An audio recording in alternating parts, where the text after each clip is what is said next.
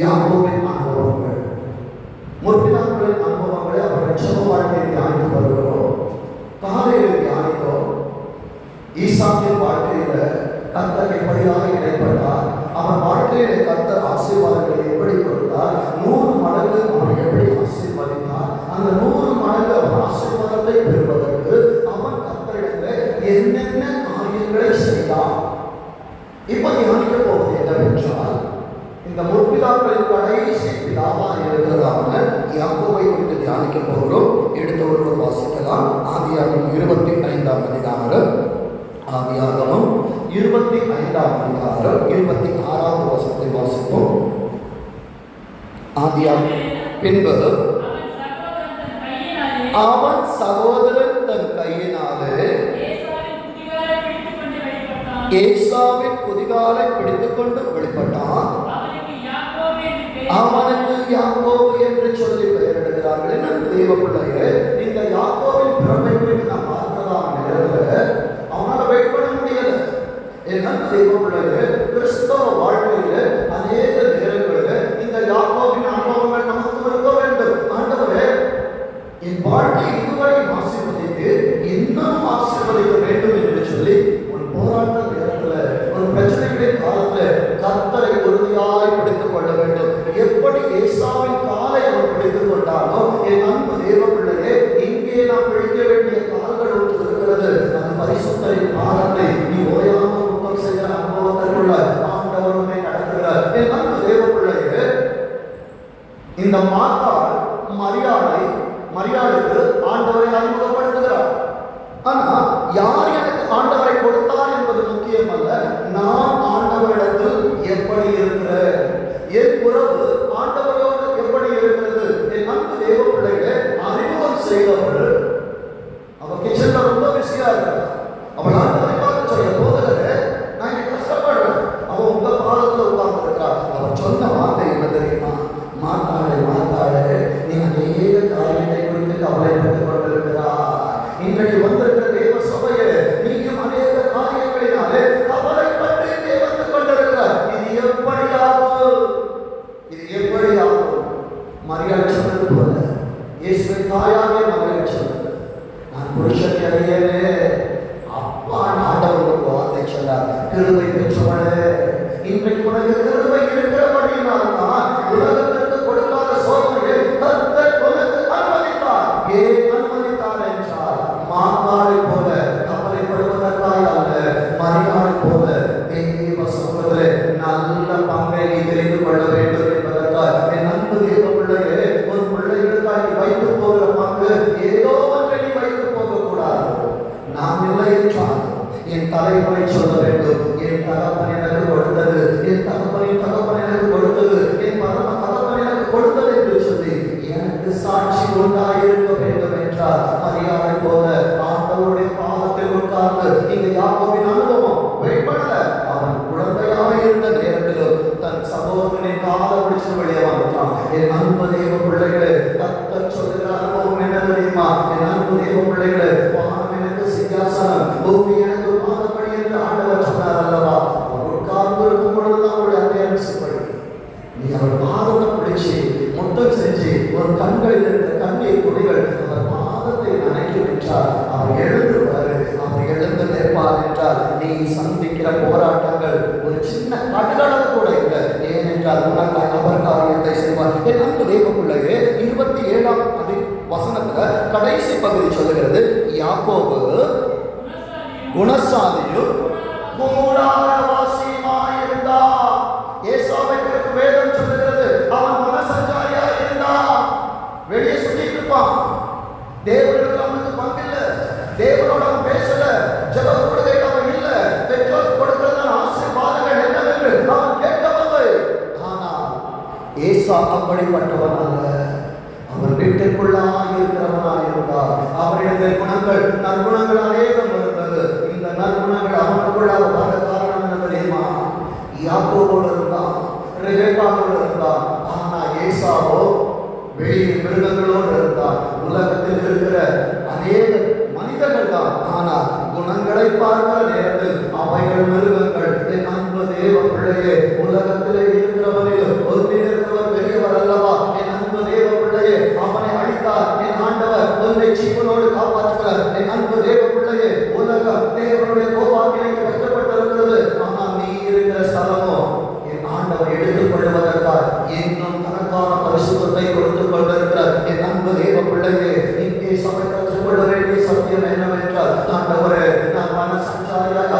தேவனுடைய பாதத்திலே உட்கார்ந்து எனக்கு கொடுக்கப்படுகிறதான வார்த்தைகளை என் தேவனுடைய பலகைகளை நான் எடுத்துக் கொள்ளுகிறவனாக இருக்க வேண்டும். ஆண்டவரே 31ஆம் வசனம் சொல்லுகிறது பாருங்க, உன்னிடத்திலே குணங்கள் இருக்கும் என்றால், உன்னிடத்திலே கூடாரத்திலே கீழ்ப்படுகிற அனுபவங்கள் இருக்கும் என்றால் என்ன செய்ய வேண்டும் என்று சூழ்நிலைகளை கர்த்தர் உன்னிடத்தில் அனுப்புவா.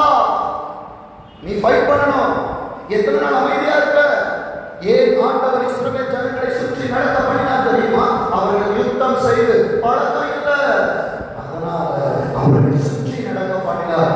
அவர்கள் யுத்தம் செய்ய கற்றுக்கொள்ள வேண்டும். அவர்கள் வனாந்திரங்களை கடக்க வேண்டும். அவர்கள் சமுத்திரத்தை கடந்து கானானுக்கு போகிற நேரத்தில் அநேக யுத்தங்கள் எழும்புகிறதான நேரத்தில் இவர்கள் யுத்தம் செய்ய தெரியாது என்று சொல்லக்கூடாது. அதனால தான் ஆண்டவர் வனாந்திரத்தில் பாதையை காண்பித்து 40 வருடங்கள் அவர்களை அவர் பயன்படுத்துவதற்காக அங்கே படைத்து வைத்தார். என் அன்பு தேவ சபையே, என் அன்பு திருச்சபையே, என் அன்பு கேட்டுக்கொண்டிருக்கிற பிள்ளைகளே, ஆண்டவர் உன்னை ஒரு பிரச்சனைக்குள்ளாக, ஒரு எல்லைக்குள்ளாக அவர் கொண்டு போகிறார் என்றால் உன் கைகளை யுத்தத்திற்கு, உன் விரல்களை போருக்கு அவர் படைத்து வைத்துக் கொண்டிருக்கிறார். விசுவாசிக்கிறீங்களா? உன் வாழ்க்கையில நீ பிரச்சனையை பார்க்கலாம். உன் பிள்ளைகள் வாழ்க்கை வரும் பொழுது அவர்கள் துவண்டு போவார்கள். அவர்களுக்கு நீ கற்றுக் கொடுக்க வேண்டும் என்பதற்காகத்தான் கர்த்தர் உன்னை போராட்டத்திற்குள்ளாக நடத்துகிறார். தாவீதின் காலத்தில் யுத்தம் இருந்தது, ஆனால் சாலமோனின் காலத்திலே அமெரிக்கை இருந்தது. இன்றைக்கு யுத்தத்தை பார்க்கிறார். ஊழியத்திலே யுத்தம், நீ வேலை செய்கிற இடத்துல யுத்தம், உன் குடும்பத்துல யுத்தம், சத்தங்கள் கேட்டுக் கொண்டிருக்கிறது. ஆண்டவர் சொல்கிறார், உன் தலைமுறை அமைதியான தாவரங்களுக்குள்ளாக நான் வைத்து பாதுகாப்பேன். விசுவாசிக்கிறீங்களா? என் அன்பு தெய்வ பிள்ளைகளே, நான் இசைக்கியாவை போன்ற தகப்பனாக இருக்கணும். நான் நல்லா இருந்தாலும் இல்லை, நான் தாவீதை போல இருக்க வேண்டும். என் பிள்ளைகளுக்காக நான் எல்லாவற்றையும் சமகரித்து வைத்திருக்க வேண்டும். என் அன்பு தெய்வ பிள்ளைகளே, 33ஆம் வசனம் சொல்லுகிறது, வாசிங்க. இன்று எனக்கு ஆணையிட்டுக் கொடு. என் அன்பு தேவ பிள்ளையே, கூடாரத்தின் அனுபவம் என்ன தெரியுமா? ஆசீர்வாதங்களை நான் இழந்துவிடக் கூடாது. கர்த்தர் கொடுக்கிற வாக்குத்தத்தங்களை அது இறங்கி வருகிற நேரத்தில் ஆண்டவரே அது என் சிரசில் இருக்க வேண்டும் என்று சொல்லி ஆண்டவரிடத்தில் கேட்கணும். ஆண்டவரே அந்த ஆணை ஏற்பாடு என்னில் வர வேண்டும் என்று கேட்கணும். ஏன் தெரியுமா? ஃபாரின் கம்பெனிஸ் வந்து நம்ம நாட்டில் இன்வெஸ்ட் பண்ணுறது ஒவ்வொரு மாநிலமும் போய் கேட்கணும், எங்க மாநிலத்தை இன்வெஸ்ட் பண்ணுங்க. ஏன் தெரியுமா? இன்வெஸ்ட்மெண்ட் உள்ள வரும். என் அன்பு தெய்வ பிள்ளைகளே, உன் வாழ்க்கையில பரலோகம் இறங்கி வருகிற நேரத்தில் பரலோகத்தை நீ கேட்கணும். ஆண்டவரே அந்த பரலோகத்தின் முதலீடுகள் என் குடும்பத்திற்கு வரட்டும், என் தொழிலுக்கு வரட்டும், ஆண்டவரே என் சபைக்கு வரட்டும் என்று சொல்லி ஓயாமல் நீ பரலோகத்தை பலவந்தம் பண்ணிக்கிட்டு இருக்கணும். பலவந்தம் பண்ணி கொண்டிருப்பாய் என்றால் நிச்சயமாய் கர்த்தர் கேட்டதையும் கொடுப்பார், நீ கேளாததையும் கொடுப்பார். அந்த வசனத்தை வாசிப்பது 33. அவன் யாக்கோபுக்கு ஆணையிட்டு தன் சிரேஷ்ட புத்திர பாகத்தை அவனுக்கு விற்று போட்டான். இன்னைக்கு பிரச்சனையை பார்த்துட்டு ஏசப்பாவை விட்டுறாதீங்க.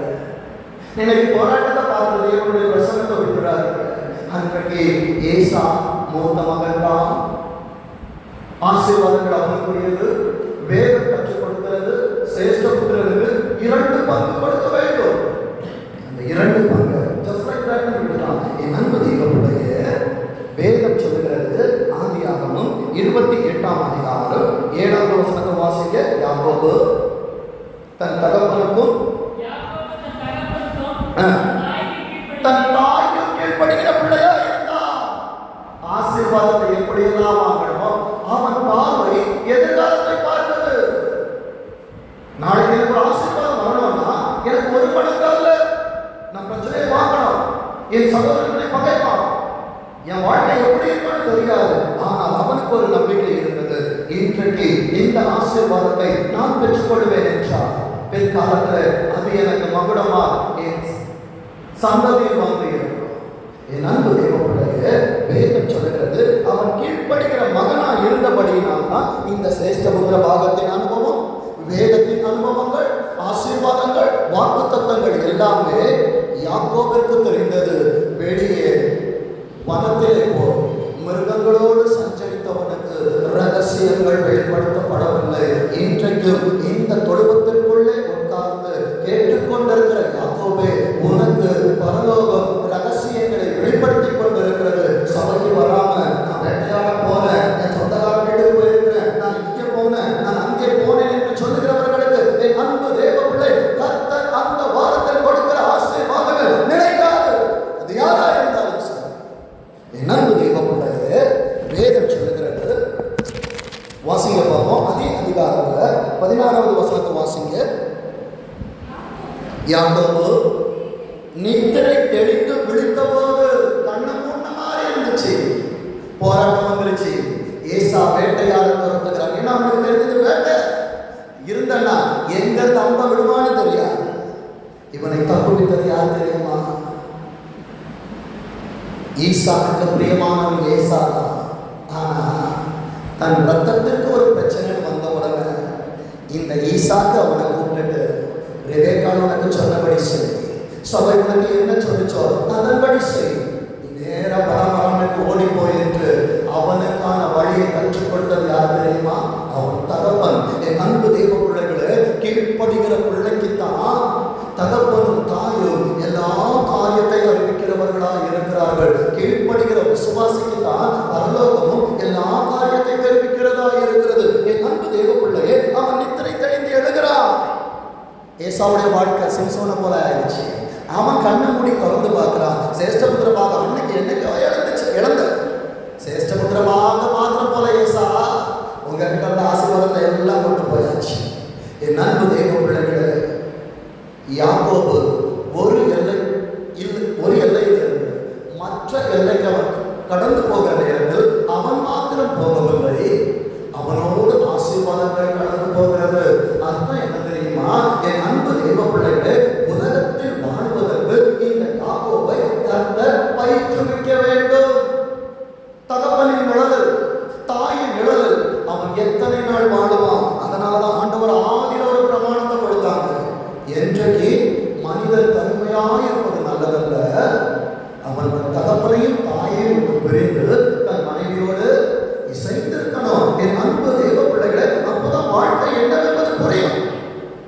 வாழ்க்கைகள் உனக்கு கற்றுக் கொடுக்க வேண்டும் என்றால் சில புதிதான காரியங்களின் வாழ்க்கையில் அபியாசப்படுத்தணும். என் அன்பு தெய்வ பிள்ளை, இத்தனை நாளும் அவன் கூடாரத்துக்குள்ள இருக்கிறான், பாதுகாவலுக்குள்ள இருக்கிறான். ஆனா கர்த்தர் ஒரு நேரத்தை கொடுக்கிறதான நேரத்தில் எத்தனை பாதுகாவலுக்குள்ளாய் இருந்தாலும் அங்கே இருந்து கர்த்தர் ஒன்றை வெளியே கொண்டு வருவார். ஏனென்றால் தகப்பனின் அரவணைப்பு இருக்கிறது, தாயின் அன்பு இருக்கிறது. இங்கே இருப்பாய் என்றால் ஒன்றால் வளர முடியாது. யாக்கோபே, நீ பராமரித்து போக வேண்டும். இது பரலோக நியமம். என் அன்பு தேவ பிள்ளைகளே, ஆட்டுக்குட்டி ஆனவரும் வலது வாரசத்தில் பெற்றிருந்தார். உன்னையும் என்னையும் அவர் ரட்சிக்க வேண்டும் என்றால் பிதாவின் வலது வாரசத்திலிருந்து அவர் இறங்கி வருவது அவசியமாக இருக்கிறது. சமய கர்த்தர் உன்னை உயர்த்த வேண்டும் என்றால் இருக்கிற இடத்திலே நீ நின்றுட்டு இருந்தனா உன் தொழில் வளராது. இருக்கிற இடத்துல நீ நின்றுட்டு இருந்தனா உன் பிள்ளைகளை உன்னால் வளர்க்க முடியாது. உன் எல்லைகளை விஸ்தாரமாக வேண்டும் என்றால் நீ அநேக எல்லைகளை பார்க்க வேண்டும். இங்கே யாக்கோபு கடந்து போகிறான். கடந்து போகிற நேரத்திலே அவன் நித்திரை தெளிந்து விழித்த போது மெய்யாகவே கர்த்தர் இந்த ஸ்தலத்தில் இருக்கிறார். இங்கே உட்கார்ந்து வார்த்தைகளை கேட்டுக்கொண்டிருக்கிறார் அல்லவா? பிரச்சனைகள் ஆட்குவது நிமித்தமா ஆண்டவரே என்று சொல்லி உன் ஆவிக்குரிய கண்கள் அடைக்கப்பட்டு ஏசப்பான்னு சொல்லி இப்போ உன் கண்கள் திறக்கப்படுகிற நேரத்துல ஏசப்பா உனக்கு தர வார்த்தை என்ன தெரியுமா? இந்த ஸ்தலத்துல ஆண்டவர் இருக்கிறார். இதை நான் அறியாதிருந்த இவ்வளவு நான் நினைச்சேன். ஏசப்பா, நான் சபைக்கு வராம வீட்டுல இருந்து பிரேயர் பண்ணா எனக்கு ஆசீர்வாதம் வந்துடும். ஆசீர்வாதம் வரும் 6 நாளும். 7வது நாள் சர்ச்சுக்குள்ள வரலன்னா வாக்குத்தத்தம் வராது. என் அன்பு தெய்வ பிள்ளைகளை, 7ஆம் நாளிலே ஓய்ந்திருக்கிற ஆண்டவரை அவர் ஓய்ந்திருக்கும் போது உன் காரியங்களை அவரிடத்தில் சொல்வாய் என்றார். இதுவரை அறியாத இருப்பாய் என்றார். இப்பொழுது அறிந்து கொள். அடுத்தது வார்த்தை சொல்லுகிறது 17வது வசனத்தில் கடைசி பகுதி, இது தேவனுடைய வீடே அல்லாமல் இது வானத்தின் வாசல். அப்போ வாசல் திறந்திருக்கு. நான் வீட்டில் இருந்தா வாசல் அடைக்கப்பட்டிருக்கோம். என் அன்பு தேவ பிள்ளையே, நோவாவின் காலத்துல உள்ள ஒரு கதவை பூட்டினவருக்கு நீ ஆலயத்திற்கு வராம இருந்தா உன்னை பிரச்சனை சூறாவளி போல சுத்தி அடிக்கும் போது உன் வீட்டுக்குள்ள வச்சு கூட்ட தெரியாதா? என் அன்பரே பிள்ளைகளே, எல்லைகளை தாண்டாமல் இருப்பாய் என்றால் உன் வாழ்க்கையிலே தொல்லைகள் காணப்படும். 7ஆம் நாளிலே உன் வீட்டின் வாசல் என்கிற எல்லையை நீ தாண்ட வேண்டும். கர்த்தரின் எல்லைக்குள்ளாய் வருவாய் என்றால் கர்த்தருடைய சித்தங்கள் உனக்கு காண்பிக்கப்படும். உனக்காக ஒரு ஏணி உனக்கு மேல ஆண்டவர் வச்சிருக்கிறாரு. அந்த ஏணியை பண்ணி பார்த்தனா அதுக்கு மேல ஏசப்பா நிற்கிறது உனக்கு தெரியும். விசுவாசிக்கிறீங்களா? யாக்கோபு பார்க்கிற நேரத்தில் தேவர்கள் ஏறுவதும் இறங்குவதுமாய் இருந்தார்கள். மேல ஏசப்பா நின்னாங்க. என் அன்பு தேவ பிள்ளையே, மேலே இருந்து அவர் பார்க்கிறவர் ஒரு கூக்குரலின் சத்தத்தை கேட்கிறார், ஒரு பெருமூச்சின் சத்தத்தை கேட்கிறார். நீ வேண்டிக் கொள்ள தொடங்கின போது கட்டளை அங்கு ஏசப்பா அனுப்பிக்கிட்டே இருக்கிறாங்க. என் அன்பு தேவ பிள்ளையே, 20ஆம் வசனம் சொல்லுகிறது பாருங்க. தேவரே என்னோடு இருந்து நான் போகிற இந்த வழியில, இதுதான் முக்கியம். அப்படியே பைபிள்ல அண்டர்லைன் பண்ணிக்கோங்க. நான் போகிற இந்த வழி. இவ்வளவு நாளும் 3 வேளை தூங்கி எழுப்புறதுக்கு முன்னாடி பெட் காஃபி குடிச்சிட்டு வந்த உடனே டிஃபன், அதை சாப்பிட்டுட்டு வந்தோடனே இந்த ரசனா அப்படி போய் விளையாட்டு கிரிக்கெட் விளையாடிப்போம் அம்மா அனுப்பிச்சாங்க. அது விளையாட்டு குடிச்சிட்டு வந்தவங்க கடாயில சிக்கன் 65 வேவது சாப்பிடு. ராத்திரி எல்லா சௌகரியங்கள் இருக்கிறது. முதல் முறை அவன் வெளியே போகிறதான நேரத்தில் அவனுக்கு பெட்ஷீட் என்ன தெரியுமா?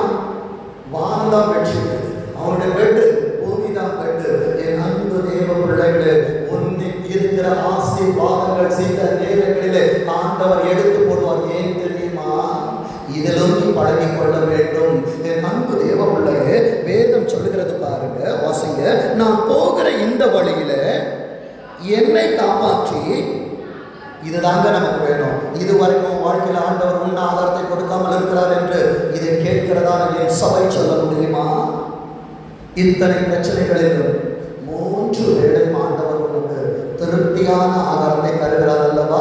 நீ தெரிந்து கொள்ள வேண்டும். நான் வனாந்திரத்தில் நடந்தாலும் கர்த்தர் எனக்கு காடைகளை கொண்டு வருவார். நான் வனாந்திரத்தில் இருந்தாலும் மன்னாவை கர்த்தர் எனக்காக கொடுத்து கொண்டே இருப்பார். சாயங்காலத்தில் மன்னா இறங்கும், விடிய காலையில் காடைகள் எனக்கு முன்பாக கால உளுந்து கிடக்கும். என் அன்பு தேவ பிள்ளையே, வேதம் அங்கே சொல்லுகிறது பாருங்க. என்னை காப்பாற்றி உண்ண ஆகாரமும் உடுக்க வஸ்திரமும் கொடுத்து. யாராலும் சொல்ல முடியுமா? நான் வஸ்திரம் இல்லாமல் இருக்கிறேன் ஆண்டவரே. ஏசப்பா சொன்னாங்க, நான் வஸ்திரம் இல்லாமல் ஒரு இடத்துல வந்தேன், நான் பசியாய் வந்தேன், எனக்கு நீ போஜனம் தரல. நான் வஸ்திரம் இல்லாம வந்தேன், நீ எனக்கு வஸ்திரம் தரல. ஆனால் உன் கஷ்ட காலத்தில் நீ சோர்ந்து போக கூடாது என்று எல்லாவற்றும் இதுவரை உன்னை ஆசீர்வதித்து வருகிறார். ஆசீர்வாதம் இருக்கும். வாக்கு தத்தங்கள் இல்லாமல் இருப்பாய் என்றால் இனி ஆண்டவனுக்கு வாக்கு தத்தங்கள் மூலமா அவர் வாக்கு தத்தங்களை மாத்திரம் தான் பேசுவாங்க. வாக்கு தத்தம் எப்போ தெரியுமா? எல்லாம் உனக்கு பழக்கப்பட்டிருக்கிற நேரத்துல, எல்லாம் அனுகூலமாக இருக்கும் நேரத்துல வாக்கு தத்தம். அனுகூலங்கள் எல்லாம் இல்லை என்று சொல்லுகிற நேரத்தில் வாக்கு தத்தங்கள், வாக்கு தத்தத்திற்கு உரியவர் உனக்கால் வாக்கு தத்தத்தை சுமந்து வருவார். வேதம் சொல்லுகிறது. 21ஆவது வசனத்தை வாசிங்க.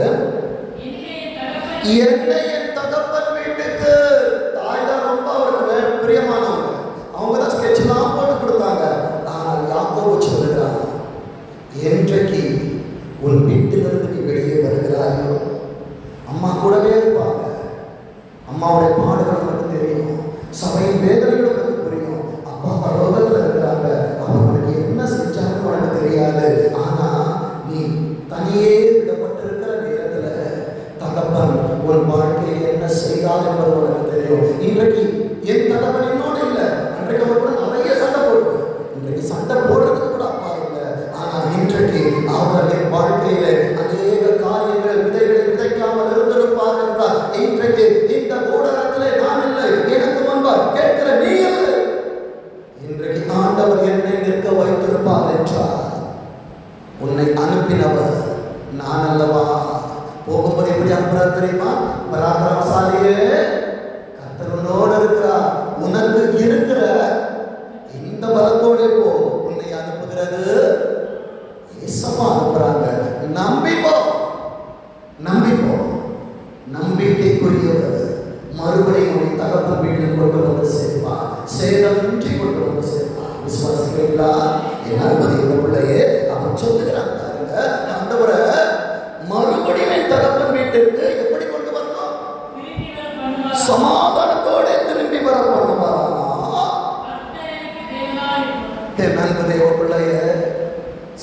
சமாதானம் இருந்தாலும் அவர்தான் தேவன், சமாதானம் இல்லை என்றாலும் அவர்தான் தேவன். வேதம் சொல்கிறது சமாதானம் பண்ணுகிறவர்கள் பாக்கியவான்கள், அவர்கள் தேவனுடைய புத்திரர் எனப்படுவார்கள். அப்ப எனக்கு அப்பா யாரு? அவர். ஏனென்றால் என் சபையின் சமாதானத்திற்காக சொல்லுகிற, என் சபையின் பிள்ளைகளின் சமாதானத்திற்காக தேவ பாதத்திலே நான் கதறுகிறேன். என் அன்பு தேவ பிள்ளைகளே, வேதம் சொல்லுகிறது 22வது வசனத்தை வாசிங்க. எனக்கு தனிமை, இங்க தனிமை. இவ்வளவுதான். அப்பா இருந்தாங்க, இப்ப அப்பான்னு சொன்னா அப்பா வர மாட்டாங்க, அம்மான்னு சொன்னா குழம்பு எல்லாமே வந்துடாது. நான் என் கையினால் உழைக்கணும், என் ஆதாரத்தை சேர்க்கணும். போகும் பாடம் கூப்பிடலாம் இல்லை, லொகேஷன் போட்டு போக முடியாது. அலைந்து தெரிந்து கால் கடுக்க நான் அலையணும். இத்தனை நாள் அலைந்து தெரிந்ததில்லை, ஆனால் இன்றைக்கு ஆண்டவர் என்னை அலைந்து தெரிய பண்ணுகிறார் என்றால் என் எதிர்காலத்திற்காய் கர்த்தர் என்னை அலைய பண்ணுகிறார். எனக்கு ஆலோசனைகள் இருந்த நேரத்தில் ஆலோசனைகளை நான் கழிச்சேன். ஆனால் இன்றைக்கு பிரச்சனைகள் வருகிற நேரத்தில் அன்றைக்கு நான் இதை செய்திருந்தால், அன்றைக்கு நான் ஓடி இருந்தால், இன்றைக்கும் வாழ்க்கை முன்னிடத்தில் இருக்கிறது. இன்றைக்கும் முன்னுக்குள்ளாய் ரத்தங்கள் ஓடிக்கொண்டிருக்கிறது. உனக்குள் பலன் இருக்கிற இந்த நாளிலே என் அன்பு தேவ பிள்ளை, உட்காராத எறும்பின் இடத்திலே சுறுசுறுப்பை கற்றுக்கொள். எறும்ப போல சுத்திக்கிட்டே என் அன்பு தேவ பிள்ளையை வேதம் சொல்கிறது, நான் நிறுத்தின இந்த கல் தேவனுக்கு வீடாகும், தேவரீர் எனக்கு தரும் எல்லாவற்றிலும் உமக்கு கீழ்ப்படுகிற மகனுடைய வாழ்க்கையில தனித்து விடப்படுகிறவர். இவ்வளவு நாளும் என்கிட்ட எல்லாம் இருந்த ஆண்டவருக்கு கொடுக்கணும்னு தெரியல. ஆனா என்றைக்கு நான் தனியே விடப்படுகிறேனோ, ஏசப்பா என்கிட்ட கொடுத்ததுல உண்மையா கொடுக்கல ஆண்டவரே, இன்றைக்கு நான் என்னையே கொடுக்கிறேன் என்று சொல்லி அன்றைக்கு யாக்கோபின் அனுபவத்தில் இன்றைக்கு நடந்து கொண்டிருக்கிற சபையை கர்த்தர் உன் கையிலே கொடுத்தது. சிறிதா இருந்தாலும் சரி, அது பெரிதா இருந்தாலும் சரி, ஆண்டவரை பார்த்து சொல்லு, ஆண்டவரே ஒரு காலத்துல ஒரு கல்லை எடுத்துட்டு வந்து இங்க வச்சு நான் பிரேயர் பண்ணணும் அப்பா, இன்றைக்கு இதை தேவ வீடாய் எங்கள் கண்களுக்கு முன்பாய் மாற்றி இதை கூடாரமாய் கொடுக்கிறேன் என்றார். யாக்கோபே யாக்கோபே, உன்னை இஸ்ரவேலாய் மாற்றுவதற்கு முன்பாகவே ஒரு வாயிலிருந்து ஒரு வார்த்தை வந்திருக்க வேண்டும். ஆண்டவர் எனக்கு கொடுப்பதிலே நான் தசமமாக கொடுப்பேன் சொல்லுகிற தேவ பிள்ளைகள் வலது கரத்தை உயர்த்தி, ஏசப்பா நான் செய்கிற இந்த உடன்படிக்கை என்னில் விட்டு நீங்காத இருப்பதாக என்று சொல்லு. ஆண்டவர் சொல்லுவார், நீ நடக்கிற பாதைகளை நான் உனக்காய் வந்து நிற்பேன். என் அன்பு தேவ பிள்ளையே, அவன் சொல்லுகிறார், எல்லாவற்றிலும் தசமபாகம் செலுத்துவேன் என்று பொருத்தனை பண்ணி கொண்டான். எப்ப இந்த பொருத்தனை வரும் தெரியுமா? எல்லாம் பரிபூரணப்பட்டு இருக்கும் போது வராது, அப்பா அம்மா இருக்கும் போது வராது, ஆசீர்வாதங்கள் இருக்கும் போது வராது, தொழில் ஓவன் இருக்கும் போது வராது, என் சம்பளங்கள் நல்லா வரும்போது வராது. வேலை போன உடனே ஏசப்பா நான் தருவேன். ஜாப் கட் வந்துருச்சுன்னா ஏசப்பா நான் தருவேன், நான் செபிப்பேன், நான் அழைத்து போவேன், நான் துதிப்பேன், ஸ்தோத்திரங்கள் தலையேன்னு சொல்லுவேன். ஆனா எல்லாம் பரிபூரணப்பட்ட உடனே ஏசப்பாவுக்கு ஒரு டாட்டா, அவர் பிரசன்னத்துக்கு ஒரு டாட்டா, ஊழியக்காரனுக்கு ஒரு டாட்டா. வெயிட் பண்ணுங்க பாஸ்டர், வெயிட் பண்ணுங்க, நாங்க வந்துடும். இந்த ஒரு வாரம் எக்ஸ்கியூஸ். தேவனிடத்தில் காரணங்கள் சொல்லுகிறவனை ஆண்டவருக்கு பிடிக்காது. தேவனுக்கு காரியங்களை செய்பவனை ஆண்டவருக்கு பிடிக்கும். சவுல் காரியங்களை செய்யாமல் காரணங்களை சொன்னான், தள்ளப்பட்டான். தாவீது காரியங்களை செய்து முடித்தான், இருதயத்திற்கு ஏற்றவனாய் காணப்பட்டான். சபையே, நீ ஆண்டவரின் இருதயத்திற்கு ஏற்றவனாய் இருக்க போகிறாயா? இல்ல ஆண்டவரே காரணம் சொல்லுவேன்னு சொல்ல போறியா?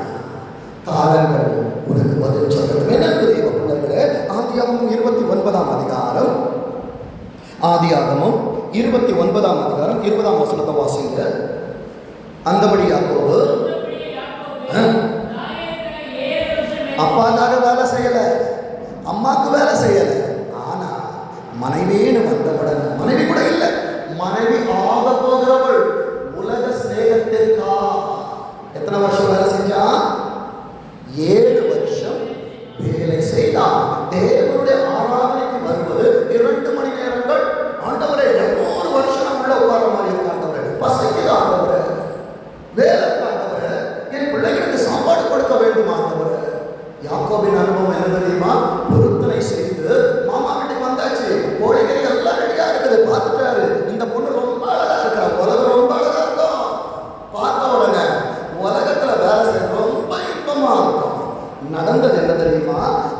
பேரில் இருந்த பிரியத்தினாலே. உனக்கு யார் பேர்ல பிரியம் இருக்குது? ஏசப்பாட்ட பிரியம் இருந்ததுன்னா சபையில இருந்திருப்ப. உலகத்துல பிரியம் இருக்கிறனால அங்க உட்கார்ந்து இருக்கிற. இன்னைக்கு ஐபிஎல் இருக்குது, Indian Premier League, paradise league ஒன்று இருக்குது, பரலோக லீக் இருக்குது. அந்த லீகை விட்டுச்சு இன்னைக்கு ஐபிஎலுக்கு முன்பாக உட்கார்ந்து இருக்கிற சபையே கர்த்தரின் ஆசீர்வாதத்தை உன்னால் பார்க்க முடியுமா? சாத்தான் களத்துல நீ சிக்ஸர் அடிக்கணும். ஏசப்பா உன்னை கூப்பிடுறாங்க, இம்பாக்ட் பிளேயர் உள்ள வரணும், இம்பாக்ட் பிளேயர் வெளியே தோனிக்காக கை தட்டி கொண்டு உட்கார்ந்து கொண்டிருக்கிறார். எவ்வளவு சந்தோஷம் இல்ல? பரலோகம் சேர் பண்ணிட்டு உள்ள வாங்க. என் அன்பு தெய்வ பிள்ளையே, நல்ல போராட்டத்தை போராடுகிறதான நேரத்தில், ஒரு வாழ்க்கை பிரச்சனைகள் வருகிற நேரத்தில் ரிட்டையர்டான பிளேயர்ஸ் கேலரியில் வந்து உட்கார்ந்து இருப்பாங்க. இந்த பாரடைஸ் லீக்ல கர்த்தர் ஓட்டத்தை ஓட வைக்கிற நேரத்தில் நீ சோர்ந்து போவ. ரன் நிறைய அடிக்கணும். ஏசப்பா எனக்கு கொஞ்சம் காலம் தான் இருக்குது, நான் எப்படி எல்லாம் என்ன சேகரிக்க போறேன். கேலரியில் ஆபரகம் சொல்லுவாரு, நான் 100 வருஷம் வெயிட் பண்ணேன். ஏசப்பா ஈசாக்க வந்தாங்க, நம்பிக்கையை விட்டுறாத. அங்கிருந்து ரிட்டையர்ட் ஆன ஈசாக்கு சொல்லுவாங்க, பஞ்ச காலத்துல நான் விதை வச்சேன், 100 மடங்கு நீ 100 அடிச்சுவ, ஆடு ஆடு 6 அடுத்தது தாவீது சொல்லுவான், நான் ராஜாவா இருந்தோம் தெருவில் ஆடுனேன். நீ ஆண்டவருக்காக இன்னைக்கு சென்ட்ரல் ஸ்டேஜில் உன்னால் ஆட முடியாதா? ஏசப்பா உன்னை சென்ட்ரல் ஸ்டேஜில் வைக்கணும்னு நினைக்கிறாங்க. ஆனால் தேவனால் அழைக்கப்பட்ட தேவஜனம் சென்டர் ஸ்டேஜில் இல்லை, உலகத்தில் இருக்கிற சென்டர்ல போய் உட்கார்ந்து அங்கே அவர்களுக்காய் கையடித்து கொண்டிருக்கிறது. என் அன்பு தேவ பிள்ளைகளை, எத்தனை பரிதாபம்! என் அன்பு தேவ பிள்ளையை, உனக்கு இந்த சபையிலிருந்து நான் சொல்லுகிற வார்த்தை நீதிமொழிகள் 1ஆம் அதிகாரம் வாசி, எடுத்து எல்லாரும் வாசி.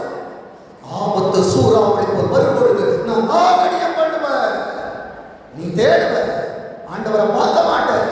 என் அன்பு தேவ பிள்ளைகளே, ஆண்டவரை தேடி வந்திருக்கிறதான என் அருமை தேவ திருச்சபையே, கர்த்தருடைய கண்கள் உன்னை சுத்தமானாய் பார்த்து கொண்டிருக்கிறது. வேதம் சொல்லுகிறது, அவள் பேரில் இருந்த பிரியத்தினாலே அந்த வருஷங்கள் அவனுக்கு கொஞ்ச நாளாய் தோன்றினது.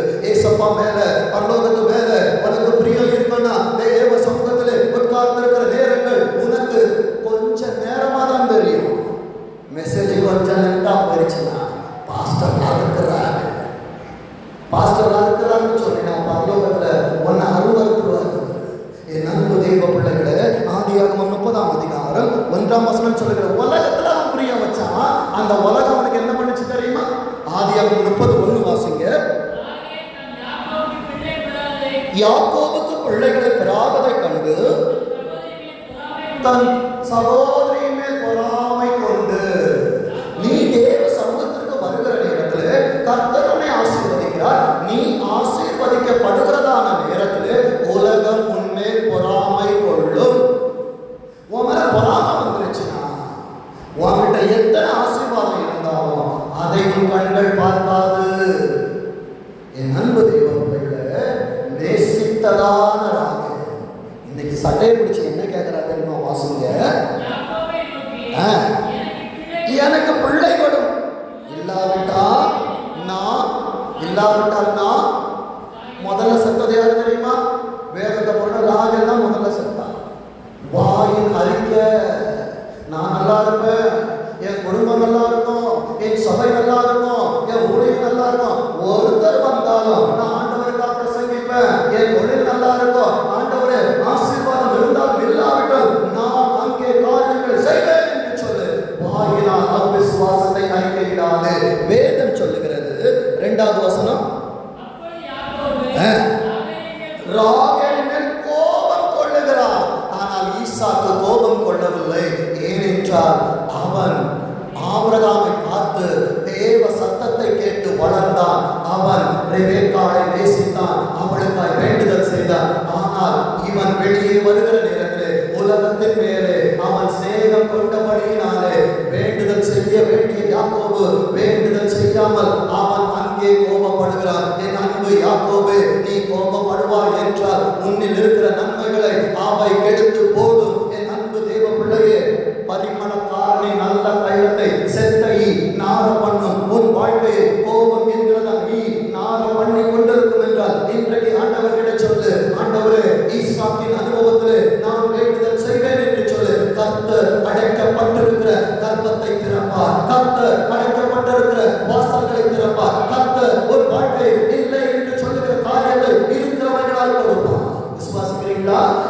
அன்பு தேவ பிள்ளையே, அவன் சொல்லுகிறான், தேவன் அல்லவோ உன் கர்ப்பத்தை அடைத்திருக்கிறார். நான் தேவனா?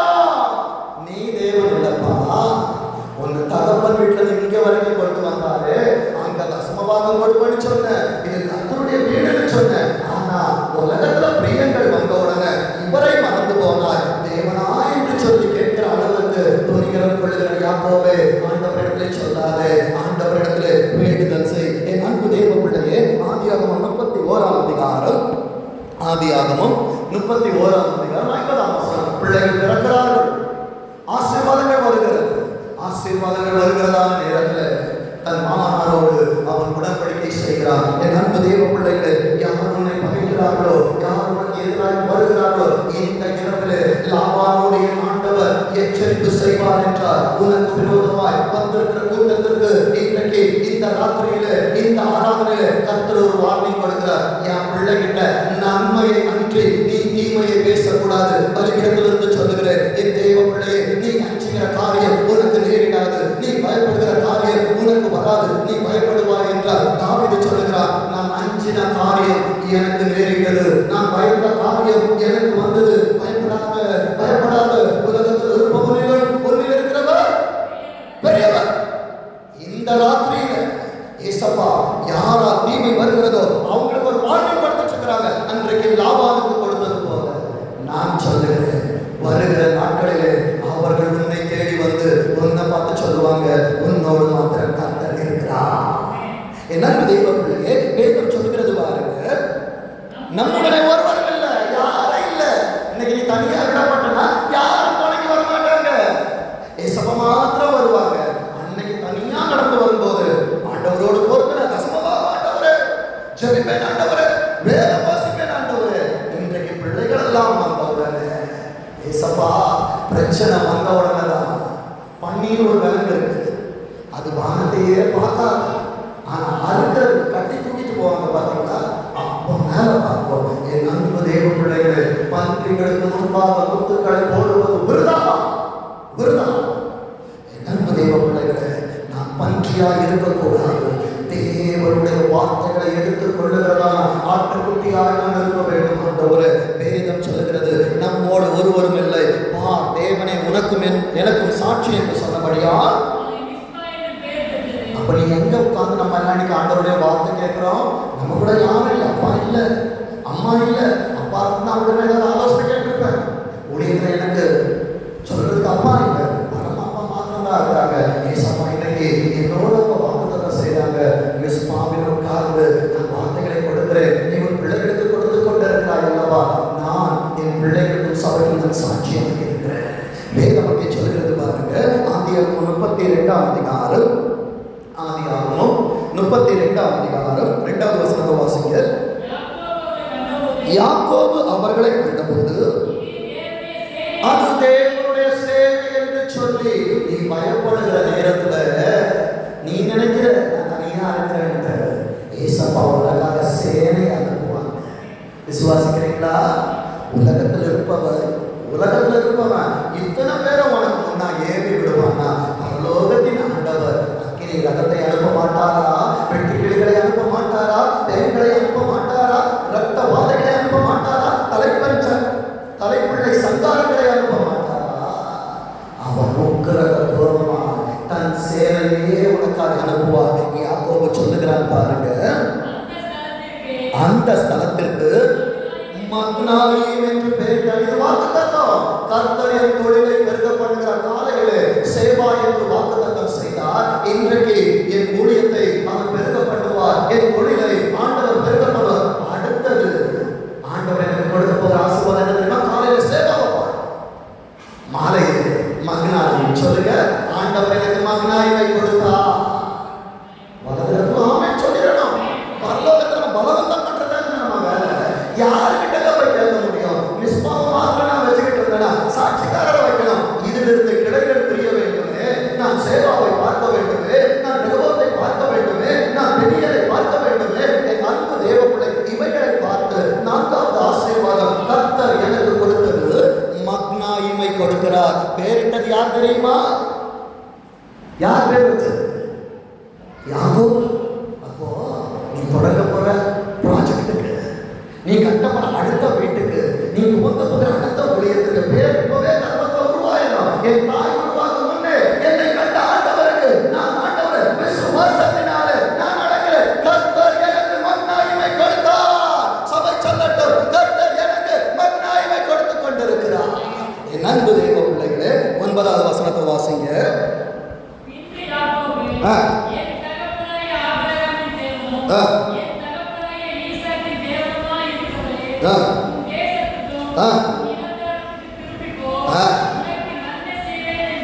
உன்னை அனுப்புனவதான் இப்ப என்ன சொல்றாரு தெரியுமா? போதும், நீ பார்த்த பாடுகள்லாம் திரும்பி இவ்வளவுதான்.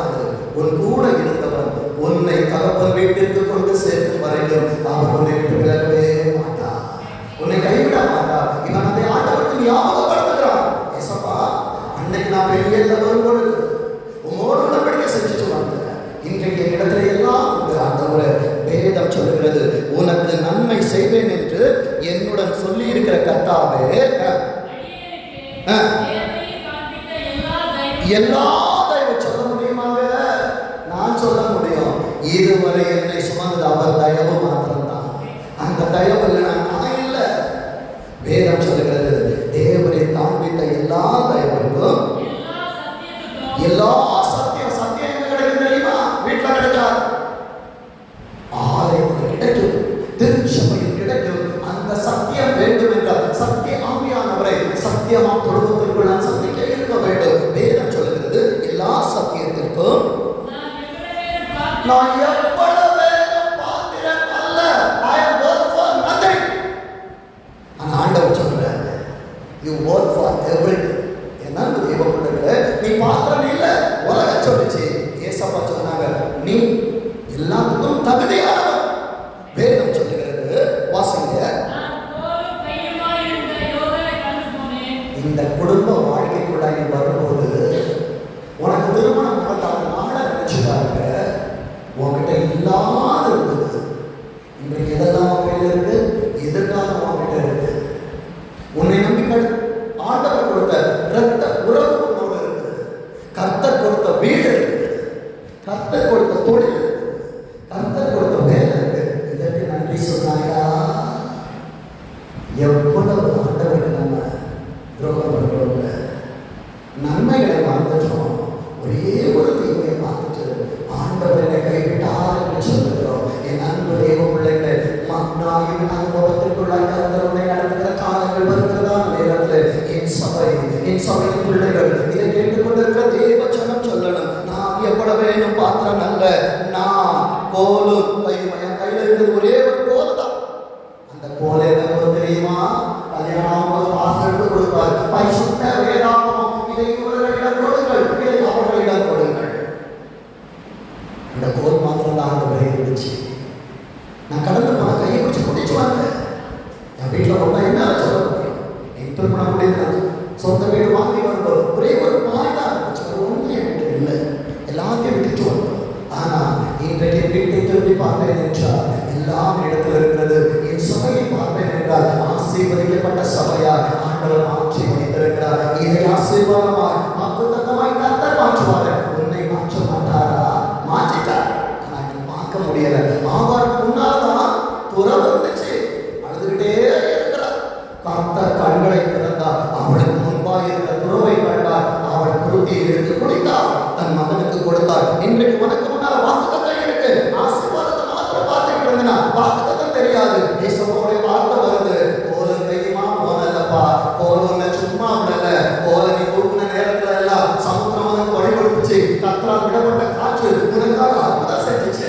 வேதம் அங்கே சொல்லுகிறது பாருங்க, இப்பொழுது 2 பரிவாரங்கள், அது ஏசேக்கா சித்தனாமா இருந்துச்சு, காலையில தியானித்தோம். ஆனால் இவைகளுக்கு எல்லாம் சேர்த்து கர்த்தர் தகவலோடு எனக்கு சேவாவை கொடுத்தார், எனக்கு மன்னாவை கொடுத்தார், எனக்கு பெரியதை கொடுத்தார். என் ஆண்டவருடைய ஆசீர்வாதங்களும் வாக்குத்தத்தங்களும் அள்ள அள்ள குறையாதது. நான் கேட்கணும், கேட்கிற எவனும் பெற்றுக்கொள்கிறான். கேட்கல, உலகத்தின் சத்தம் கேட்குது, இயேசுவோட வார்த்தை கேட்க மறந்துட்டோம். இன்னைக்கு கர்த்தருடைய வார்த்தை உனக்கு கேட்டுச்சுன்னா என் அன்பு தேவ பிள்ளைகளே, வேதம் சொல்லுகிறது 22வது வசனத்தை வாசிங்க. ராத்திரியில் இந்த அனுபவம் இருக்குதா? ராத்திரியில தான் மன்னா பெய்யும். ரேமா தேவனுடைய வார்த்தை. ஏசப்பா எல்லாரும் தூங்கிட்டு இருக்கும் போது யாருமே பேச மாட்டாங்க. நேற்று இரவு தேவனோடு தனித்திருந்த நேரத்தில் இந்த சபைக்கு மாத்திரம் அல்ல, இன்னொரு சபைக்கு வார்த்தையை கொடுத்து புதிதான ஒரு வார்த்தையை இன்றைக்கு நடுவில் ஆண்டவர் பேச வைத்துக் கொண்டிருக்கிறார் என்றால் நான்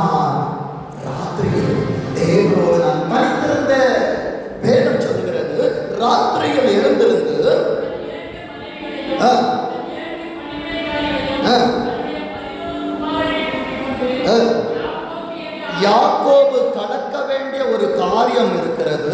யாக்கோபு என்கிற ஆற்றின் துறையை கடந்தான். இன்றைக்கு நீ பார்க்கிறதான பிரச்சனை உனக்கு யாக்கோபு. யாக்கோபே, உன் வாழ்க்கையில் இருக்கிற யாக்கோபை பார்த்து கவலைப்படாதே. மறுபடியும் சொல்லுகிறேன், யாக்கோபே, உன் வாழ்க்கையில் இருக்கிற யாக்கோபை குறித்து கவலைப்படாதே. ஏன்னா யாக்கோபை கடப்பதற்கு முன்பாய் லாபான் துரத்தி கொண்டு வந்தான். யாக்கோபை கடந்த பிற்பாடு ஏசா வருகிறான். ஏசப்பா, முன்னால போனால எனக்கு ஆபத்து, பின்னால போனால ஆபத்து. ஆனா யாக்கோபை கடப்பதற்கு முன்பா லாபானோடு பேசினவர் இந்த இரவு ஏசாவோடு பேசுவார். விசுவாசிக்கிறீங்களா? என் அன்பு தெய்வ பிள்ளைகளே, வாசிங்க வாசிங்க. யாக்கோபு பிந்தி தனித்திருந்தான். எல்லாத்தையும் அனுப்பிச்சு அவன் தனித்திருக்கிறான். 24ஆம் வசனத்திலிருந்து 25ஆம் வசனம் வரைக்கும் வீடுகளுக்கு போய் வாசிச்சு பாருங்க. அவ்வளவு அழகாக வேதத்தில் எழுதப்பட்டிருக்கும். என் அன்பு தெய்வ பிள்ளைகளே, ஆதியாகமம் 33ஆம் அதிகாரம், ஆதியாகமம் 33ஆம் அதிகாரம் 4வது வசனத்தை வாசிங்க. ஆனா ஏசா வந்தது எதற்கு? ஏசா அவனை கூட காரணமா இருந்தான். எப்ப யாக்கோபை பார்க்கணும் முடிச்சிருக்கு. ஆனால் இந்த யாக்கோபின் அனுபவம் என்ன தெரியுமா? தேவ சேனை அவனிடத்தில் ஆண்டவர் வருகிறார். அவனிடத்தில் உன் பெயர் என்ன என்று கேட்கிறார். இந்த யாக்கோபின் அனுபவத்தில் இருக்கிற யாக்கோபே, உன்னிடத்தில் வந்து ஆண்டவர் கேட்கறியா? அப்பாவை ஏமாத்திச்சு, அண்ணனை ஏமாத்திச்சு. அவன் சொல்றான், ஆண்டவர் நான் யாக்கோபு. யாக்கோபு இல்ல, வந்திருக்கிற தேவ சபையே, ஆண்டவர் உனக்கு இப்பொழுது புதிய ஆசீர்வாதத்தை கொடுக்கிறார். நீ இஸ்ரவேல். நீ யாரு? இஸ்ரவேல். இஸ்ரவேலுக்கு 12 ஆசீர்வாதங்கள் உண்டு. என் அன்பு தேவ பிள்ளை, அது ஏலீமின் அனுபவம். அது ஏலீமின் அனுபவம். 12 நீரூற்றுகள், 70 பேரிச்ச மரம். 70 பேரிச்ச மரத்தின் அனுபவம் என்ன தெரியுமா? காலையில் தியானித்தோம். 70% துதி என் வாழ்க்கையில் இருக்கும் என்றால் 12 மாதங்களும் நீரூற்றாய் கர்த்தர் எனக்கு மாற்றி கொடுப்பார். அதற்கு நான் யாக்கோபாய் இருக்கக்கூடாது. யாக்கோபை கடந்த உடனே ஆண்டவரே, ஏசா வந்த உடனே நான் பார்த்துக்கிறேன்றதல்ல. பிரச்சனை தெரிஞ்ச உடனே தேவ சமூகத்துக்கு போயிடணும். தேவ சமூகத்துக்கு போயிட்டு ஏசப்பான்னு சொல்லு. உன் பேரையும் மாற்றுவாரு. உன்னை அழிக்க வருகிறாங்க. ஏசாவின் இருதயத்தை கர்த்தர் கரைய பண்ணுகிறார். கர்த்தர் கரைய பண்ணுகிறார். கர்த்தர் கரைய பண்ணுகிறார். யுத்தம் இப்பொழுது நடந்து கொண்டிருக்கிறது. ஒரு கண்ணீருக்கு நிச்சயமா பதிலை ஆண்டவர் தருவார் தந்து கொண்டிருக்கிறார். ஆண்டவர் தந்த பதில் என்ன தெரியுமா? 33:4 ஏசா எதிர்கொண்டு ஓடி வருகிறார். உன் பிரச்சனை உன்னை பார்த்துட்டு வருது. உனக்கு அந்த பிரச்சனைகளுக்கு நடுவே உனக்காய் பேச கர்த்தர் சகாயங்கள் எழுப்பினார். வேதம் அங்கே சொல்லுகிறது பாருங்க. அவனை தழுவி அவன் கழுத்தை கட்டிக்கொண்டு, என் பகை என்னிலிருந்து மாறி போனது. தேவ சமூகத்தில் இருக்கிற மனுஷனுடைய வாழ்க்கையில சமாதானம் மாத்திரம்தான் இருக்கும். என் அன்பு தேவ பிள்ளையே, வேதம் சொல்லுகிறது, ஒருவனுடைய வழிகள் கர்த்தருக்கு பிரியமாக இருக்கும் என்றால் அவனுடைய சத்துருக்களையும் அவனோடு சமாதானம் ஆகும்படி செய்வார். சமாதானம் நம்ம என்ன பண்ணுவோம் தெரியுமா? இத்தனை நாள் பேசாம சித்தி பேசிட்டாங்க, சித்தப்பா பேசிட்டாங்க, மாமா பேசிட்டாரு, மச்சான் பேசிட்டாங்க, அவங்களுக்கு கல்யாணம் ஆகும்போது ஆண்டவரே ஏசாவை இத்தனை வருடங்கள் பிற்பாடு யாக்கோபை கடந்த யாக்கோபு இஸ்ரவேலாய் மாற்றப்பட்டு பார்த்தபொழுது அழுத நேரத்திலும் ஏசா சொல்றான், அவன் கூட இருக்கிற. அவன் சொல்ற, இல்ல, நீங்க முன்னாள் போங்க, எனக்கு ஒரு காரியம் எனக்கு இருக்கிறது. அவன் செய்த காரியம் என்ன தெரியுமா? 11வது வசனத்தை வாசிங்க. 11 தேவன் எனக்கு அனுக்கிரகம் செய்திருக்கிறார். யாக்கோபுடைய பதில், இஸ்ரவேலாய் மாற்றப்பட்டவன். யாக்கோபாய் இருந்த நேரத்தில் பயம், இஸ்ரவேலாய் மாற்றின உடனே தைரியம் வந்துருச்சு. உனக்கு இருக்கிற இந்த பலத்தோட போ, உன் பிரச்சனையை பார்த்து சொல்லு, இந்த பிரச்சனையிலே தேவன் எனக்கு அனுக்கிரகம் செய்திருக்கிறார். சொல்ல முடியுமா? தேவன் எனக்கு அனுக்கிரகம் செய்திருக்கிறார். இப்பொழுது அவன் அதை ஏற்றுக்கொண்டான். கடைசி பகுதி 17வது வசனத்தை வாசிங்க. அந்த ஸ்தலத்திற்கு சொந்தோ அடுத்த ஆசீர்வாதம். மகனாயோட ஆண்டவர் விடல, கொஞ்சம் ஷார்ட் பீரியட்ல ஆண்டவர் எத்தனை ஆசீர்வாதத்தை கொடுக்குறாங்க தெரியுமா? ரெகோபோத்திலிருந்து உருவானது சேவா, சேவாவிலிருந்து உருவானது யாக்கோபுடைய வாழ்க்கையில பிள்ளைகளை பார்த்தான், மகனாயை பார்த்தான், இப்பொழுது சுக்கோத்தை பார்க்கிறார். சுக்கோத்தை பார்த்து 20வது வசனத்தை வாசிங்க. அண்ணனை பார்த்தவங்க அண்ணன் கூட உட்கார்ந்து கரிஸ்தோர் சாப்பிட போல. யாக்கோபு என்ன செய்தான் தெரியுமா?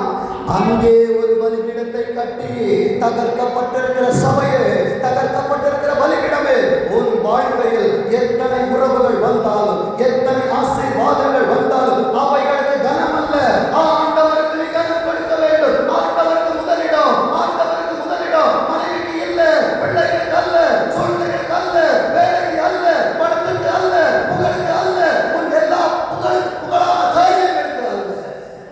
பலிபீடம் கட்டுகிற அனுபவம். ஈசாக்கு பலிபீடம் கட்டினான், ஆபிரகாம் பலிபீடம் கட்டினான். ஜெபிக்கிற மனிதனுடைய வாழ்க்கையில் 70% துதி, 30% ஜெபம் இருக்கும் என்றால் அங்கே பலிபீடம் தானா எழும்பும். வேதம் சொல்லுகிறது, அங்கே ஒரு பலிபீடத்தை கட்டி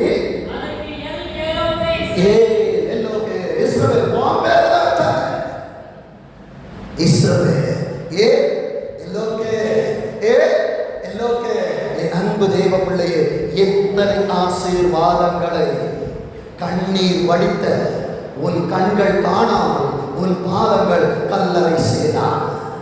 மறுபடியும் சொல்லுகிறேன், இன்றைக்கு ஒரு ஆசீர்வாதத்தை நான் எப்படி காப்பாற்றுவேன் என்று சொல்லி கண்ணீர் வடித்துக் கொண்டிருக்கிற தேவ சபையே, உன் கண்களில் இருந்த வடிந்த கண்ணீருக்கு பதில் உன் பாதங்கள் கல்லறை சேர்வதற்கு முன்பாக எத்தனை ஆசீர்வாதங்களை கர்த்தர் உன் கண்கள் பார்த்த, உன் பாதங்கள் சுதந்திரிக்க உன் கரத்தில் கர்த்தர் கொடுப்பார்.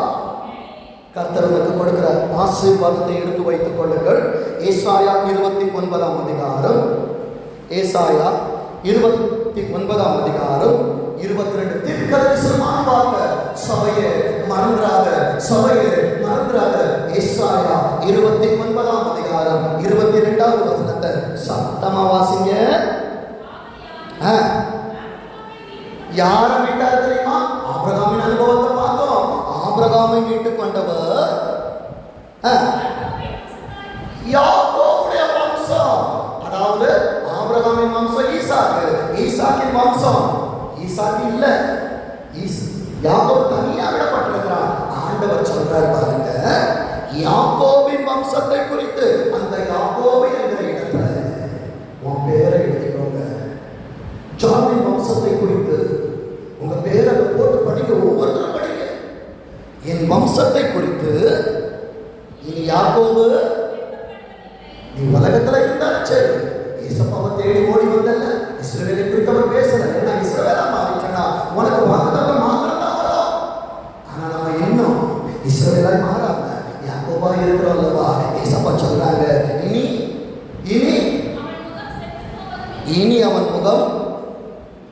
அன்பு தெய்வ பிள்ளைகளே, வேதம் சொல்லுகிறது, கர்த்தராகி ஆண்டவர் எனக்கு துணை செய்கிறார், நான் வெட்கப்படுவதில்லை, நான் வெட்கப்படுவதில்லை என்று அறிந்திருக்கிறேன். ஆகையா என் முகத்தை நான் கற்பாறை போலாக்கினேன். என் அன்பு தெய்வ பிள்ளைகளே, இதுவரைக்கும் கட்டி வடித்து வடித்து வடித்து வடித்து வடித்து ஆண்டவரே என் முகத்திலே கற்பாறை போலாக்கிட்டப்பா. ஆக்கினது நான் அல்ல, கர்த்தர் மாற்றினார். இனி என் வாழ்க்கையில எந்த காரியம் வந்தாலும் நான் சந்தோஷமா ஃபேஸ் பண்ணுவோம்ப்பா. சொல்றீங்களா? என் அன்பு தெய்வ பிள்ளைகளே, யாக்கோபின் வம்சத்தை குறித்து யாக்கோபு வெட்கப்பட மாட்டான். யாக்கோபின் முகம் செத்து போவதில்லை என்று சொன்னவர், செத்து போனவன் ஆசீர்வாதங்களுக்கு, செத்து போனவன் கர்ப்பங்களுக்கு, செத்து போனதாகவும் எதிர்காலங்களுக்கு கர்த்தர் உயிர் ஒட்டி கொண்டிருக்கிறார். கர்த்தர் உயிரை கொடுத்து கொண்டிருக்கிறார். கர்த்தர் மறுபடியும் உன்னை தூக்கி எடுத்து